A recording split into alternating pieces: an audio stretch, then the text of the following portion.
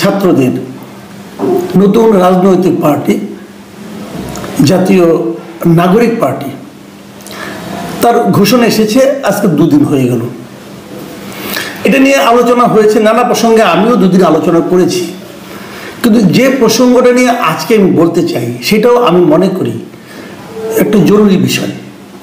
জরুরি বিষয় হলো এই কারণে যে তারা একটা পলিটিক্যাল পার্টি করেছে, কিন্তু এই পার্টিটার রাজনৈতিক দর্শনটা কি আমরা কিন্তু এখনো কেউ জানি না। রাজনৈতিক দর্শনটা কি তারা দুই তিনটা কথা বলেছে, মানে যেগুলো নতুন কথা বলে আমার কাছে মনে হয়েছে, এবং অনেক যারা ওখানে ছিলেন যারা পরে শুনেছেন বক্তৃতা তাদের কাছে মনে হবে। আমার কাছে মোটা দাগে কয়েকটা জিনিস মনে হয়েছে নতুন। সেটা কি, এক নম্বর হলো যে তারা সেকেন্ড রিপাবলিক করতে চায়। দ্বিতীয় হলো তারা একটা গণপরিষদ করতে চায়। তৃতীয় হলো ইনকিলাব জিন্দাবাদ। আমার ধারণা বাংলাদেশের রাজনৈতিক নেতাকর্মীদের কাছে এই তিনটা বিষয়ে নতুন মনে হবে। সেকেন্ড রিপাবলিক জিনিসটা কি যারা ওখানে শুনেছেন কেউ কি জানেন সেকেন্ড রিপাবলিক জিনিসটা কি? বাংলাদেশের কয়জন লোক জানে সেকেন্ড রিপাবলিক জিনিসটা কি? এই যে আপনারা শুনতেছেন, আপনারাই আপনাদের মতামত আমাকে দিন যে সেকেন্ড রিপাবলিক জিনিসটা কি আপনি বোঝেন? এটা কি বোঝা আপনার কাছে খুব জরুরি মনে হয় কি ভাই? বিষয়টা কি? আপনি একটা স্লোগান দিবেন, আপনি একটা কথা বলবেন, যে জিনিসটা মাস পিপুল বুঝবে না, জনগণ আম জনতা বুঝবে না, সেটা বলার দরকারটা কি? সেটা বলার মাধ্যমে কি আপনি যে একজন মাস পিপুল না, আপনি একজন আম জনতার ঊর্ধ্বে, আপনি যে বিশেষ একটা শ্রেণীর লোক, সেটা বোঝাতে যাচ্ছেন? এই সেকেন্ড রিপাবলিক যখন আপনারা করতে চাইবেন, আপনাদের উচিত ছিল সেকেন্ড রিপাবলিক জিনিসটা কি এটা সবাইকে আসলে বোঝানো, মানুষকে, এই দেশের মানুষকে এই নতুন একটা কনসেপ্টের বিষয়ে সচেতন করে তোলা, যাতে নাকি তারা জিনিসটা বুঝতে পারে। সেই কাজটা আপনারা করেছেন? আপনারা কখনো সেকেন্ড রিপাবলিক নিয়ে কথা বলেছেন? কেন এটা সেকেন্ড রিপাবলিক, কেন এটা থার্ড না, ফোর্থ না, ফিফথ না, কেন না? আপনারা ফ্রান্সের উদাহরণ দিচ্ছেন। ফ্রান্স যখন রিপাবলিক হয় প্রতিবারই তারা কি হয়েছিল? রাজতন্ত্র ছিল। রাজতন্ত্রকে সরিয়ে তারা একটা গণতান্ত্রিক প্রক্রিয়া করেছে, that was called republic. First রিপাবলিকের পরে আবার রাজতন্ত্র চলে এসেছিল, আবার সেটাকে সরিয়ে তারা সেকেন্ড রিপাবলিক করেছে। তো এখানে রাজতন্ত্র কোথায়? এখানে তো একটা গণতান্ত্রিক, হ্যাঁ আপনি বলতে পারেন এরা গণতন্ত্রটাকে পরিবারতন্ত্রে পরিণত করেছে, হতে পারে, আমি এটা অস্বীকার করি না, কিন্তু পরিবারতান্ত্রিক দুই তিনটা দলের বাইরেও তো দল আছে। আপনারা সেরকম একটা দল করতে চান, করবেন, কোনো সমস্যা নাই, কিন্তু আপনারা কি এই বিষয়টা, এই যে কনসেপ্টটা, এই কনসেপ্টটা কি সাধারণ মানুষের কাছে পরিচিত করতে পেরেছেন?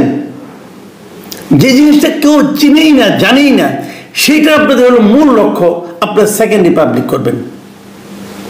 দ্বিতীয় একটা কথা, আপনারা গণপরিষদ করতে চান, আপনারা গণপরিষদ নির্বাচন করতে চাচ্ছেন। আগে গণপরিষদ নির্বাচনটা কি? 52 বছর দেশ স্বাধীন হলো, এদেশের মানুষকে জিজ্ঞাসা করেন তো ভাই, যে আমরা জাতীয় সংসদ করবো না, আমরা একটা গণপরিষদ নির্বাচন করব। হোয়াট ইজ গণপরিষদ? এদেশের মানুষ বোঝে? আবার আমি দর্শকদের কাছে যাচ্ছি, আপনারাই বলেন, আপনার এই জীবনে আপনি কোনো গণপরিষদ নির্বাচনে ভোট দিয়েছেন? আপনি বুঝেন যে গণপরিষদের উপকারিতা কি, অপকারিতা কি? আপনি বুঝেন গণপরিষদে কি হয়? হয়টা কি ভাই? মানে অচেনা জিনিস কেন নিয়ে আসছেন আমি এই জিনিসটা বুঝি না। মানে অচেনা কিছু আনলে কি মানুষ আকর্ষিত হবে? মানুষকে বোঝাবেন না আপনারা যে হয় গণপরিষদ? হ্যাঁ, আপনারা বলতে চাচ্ছেন আপনার সংবিধান পরিবর্তন করবেন এবং নতুন যে সংবিধানটা করবেন সেই সংবিধানটাকে পাশ করার জন্য একটা গণপরিষদ ইলেকশন করতে হবে। গণপরিষদ করা হয়ে গিয়ে আপনি গণভোটে দিলেই তো হয়ে যায়। তারপরেও আমি বলি, জিনিসটা হলো আপনি গণপরিষদের কাজটা কি? একটা সংবিধানকে আপনি অনুমোদন করবেন, করার পর ওই পরিষদের কাজ কি? আর কোনো কাজ নাই, তারপরে ভেঙে দেওয়া হবে। সংবিধান অনুমোদন হয়ে গেছে, তারপরে এই সংবিধানের আলোকে জাতীয় নির্বাচন হবে। এই নতুন যে সংবিধানটা হলো, যেখানে কি গণপরিষদ আপনি পাশ করলেন, তাহলে একটা গণপরিষদ নির্বাচন করতে কত টাকা লাগতে পারে সারা দেশে? কোনো ধারণা আছে? টাকা কি বেশি হয়েছে ভাই? আর করলেন কয়দিনের জন্য, কি কাজের জন্য করলেন? খালি একটা সংবিধানকে সংশোধন করার জন্য করলেন। তো আমাদের এই সংবিধানে কি নির্বাচনের কোনো ব্যবস্থা নাই? আপনারা বলছেন এই সংবিধান একদম নষ্ট হয়ে গেছে। কি কি নষ্ট হয়েছে? এই সংবিধান নষ্ট হয়ে গেছে, এই সংবিধানটা কি আলোকে কি নির্বাচন করা যাবে না? একমাত্র আপনাদের উর্বর মস্তিষ্ক থেকে বেরোচ্ছে যে এই সংবিধানের আলোকে কোনো নির্বাচন করা যাবে না। তাহলে নির্বাচন কমিশন, সংস্কার কমিশন করলেন কেন? এই সরকার কেন করল? নির্বাচনী ব্যবস্থার সংস্কারের জন্য যে একটা কমিশন করা হলো, তারাই তো বলেছে কিভাবে সংস্কার করা হবে, কিভাবে নির্বাচন করতে হবে। তো সেই অনুযায়ী নির্বাচন করলেই তো হয়ে যায়। দুইটা নির্বাচন করার দরকারটা কি? যদি দেশে কোনো সংবিধান না থাকতো অথবা নির্বাচন কিভাবে হবে যে সে বিষয়ে কোনো ধারণা না থাকতো, তাহলে আপনি বলতে পারতেন যে আমার একটা সংবিধান দরকার। ভাই, পৃথিবীর অনেক দেশের সংবিধানই নাই, তারা ইলেকশন করে না। যুক্তরাজ্য, ইউকে, যেটাকে আমরা ইংল্যান্ড বলি, ওরা তো কোনো লিখিত কোনো সংবিধানই নাই, ওরা কি ইলেকশন করে না? তো আপনাকে গণপরিষদ করতে হবে কেন? কোনো কারণ নেই। তো এইগুলি হলো কি আলোচনার জন্য আলোচনা, কথার জন্য কথা, মানুষকে অচেনা শব্দের সঙ্গে দিয়ে হঠাৎ করে আঘাত করা। দেখো আমরা এটা করতেছি, আমরা সেকেন্ড রিপাবলিক করব, আমরা গণপরিষদের নির্বাচন করব। আর এটা করার এখন যদি আমি ব্যাখ্যা করে বলি, এই দুটা জিনিসই হচ্ছে বেসিক্যালি। এগুলি করতে চাওয়ার মানে হলো গিয়ে নির্বাচনটাকে বিলম্বিত করে দেওয়া। আপনি একটা গণপরিষদ নির্বাচন করতে চান, করে তারপরে এটাকে সংবিধান সংশোধন করবেন, তারপরে সেই সংবিধানে আলোকে ইলেকশন হবে, মানে মোটামুটি বছর 3 লাগবে এই কাজ করতে। এটা আপনাকে এখন করতে হবে কেন? কোনো কারণ নেই। আপনি সংবিধান সংশোধন করবেন, সেই সংবিধানটা কোথায়? প্রস্তাবনাটা কোথায়? সংবিধানে যে প্রস্তাবনাটা আসছে আলী রিয়াজ সাহেবের নেতৃত্বে, এটা কি খুব আহামরি বিশাল কিছু হয়ে গেছে? খুব বিশাল কিছু হয়ে গেছে? এরকম একটা সংবিধানের প্রস্তাবনা কি আমাদের দেশের যারা সংবিধান বিশেষজ্ঞ আছে তারা করতে পারতো না? আমেরিকা থেকে একজন লোককে ভাড়া করে আনতে হবে কেন? উনি তো দেশের নাগরিকই না, বিদেশি একজন নাগরিক। আমরা তো, এটা তো জাতির জন্য একটা কলঙ্ক যে এই জাতির জন্য দেশে কোনো লোক পাওয়া যায় না যেটাকে সংবিধান সংশোধন করতে পারে। বিদেশ থেকে একজন লোককে আনতে হবে, তবে বিদেশি না, সে এই দেশের নাগরিক ছিল, এখান থেকে চলে গেছে।